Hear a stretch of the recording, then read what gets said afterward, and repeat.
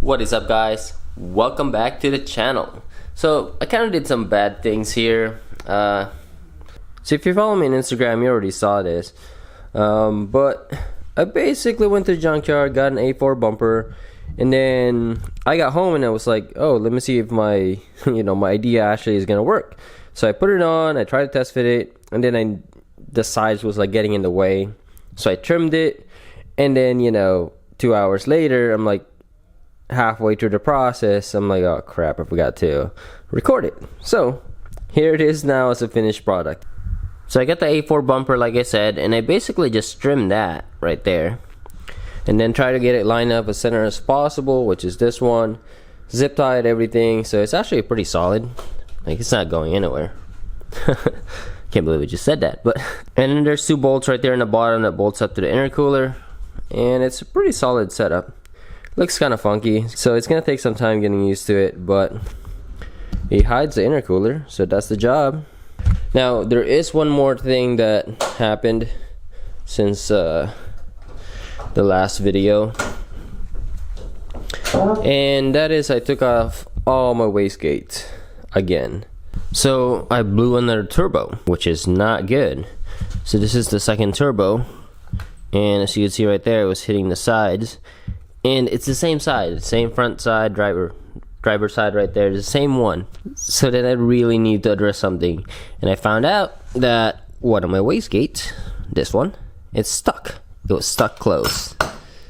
So the thing with this quad turbo is if one of the wastegate goes ballistic or not work, I can't tell in the car. So moving forward, if it does drop performance, I know that I need to look at something. But if I'm ramping up and I don't know what's normal yet, it's hard to say. All right, so back to this. I ordered another 4. This time I'm getting the one that says tile on there. Now it's obviously not tile, it's a replica, but maybe it's a better replica. Now I was this close to buying the actual tile, but $1,200, or at least almost like $1,300 actually. Yeah, I'm not ready for $1,300 wastegates. So yeah, now I gotta wait for those wastegates to show up, and then when that does get here, I'm gonna go straight to 30 psi, which I have now. I've been trying to push 30 psi, and it keeps dropping it to 25, and then it dropped it to 20 when that happened. So now today's project is right here. So this should be a fun one. Looking forward to getting this done because I want to put those race seats in. I'm going to be using that for template, and what I'm thinking is use that as the main template, then transfer it over, then cut, then use a bunch of this Cleco? I think that's what they're called, I don't remember. These little clips should hold it in place, and then I'll probably just rivet it solid. Alright guys, change the plan. We're gonna go directly into the aluminum.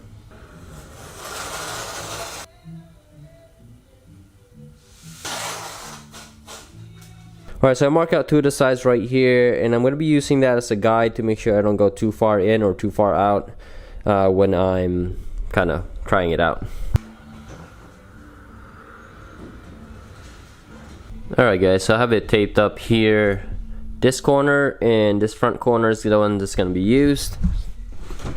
Alright guys, so from the inside view, as you can see right here, this is pretty straight, and then the back one right there, or the side, is pretty straight. So those 2 are the 2 corners that I'm going to use, and then I'll mark it up right now, and then we can take it off and then go from there.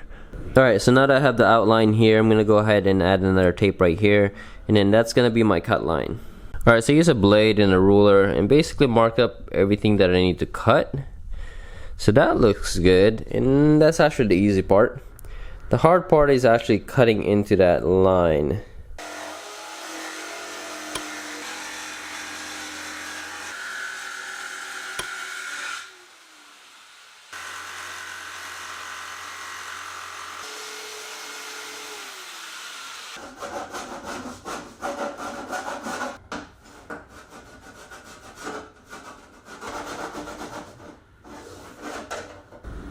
Alright guys, so this is the final shape. This is going to be on the inside of the car. It's going to be on the outside. Not that it matters, it's going to get painted anyway.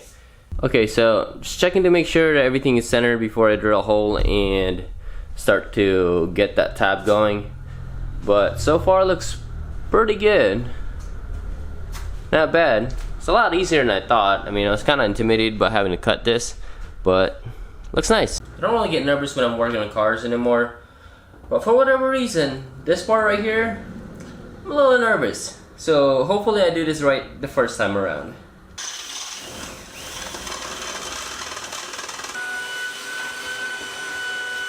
Alright.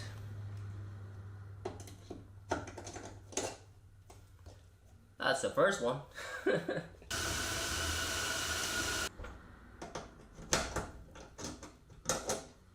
Alright, so with these two completed, I just need two more, one here and one on the other side, and that pretty much locks the sunroof in place. Now the reason why I was pretty nervous is, as you guys can see right there, I mean, I try to measure as much as possible, but I wanted to make sure I'm in between here and not hitting this side or worse, the other side.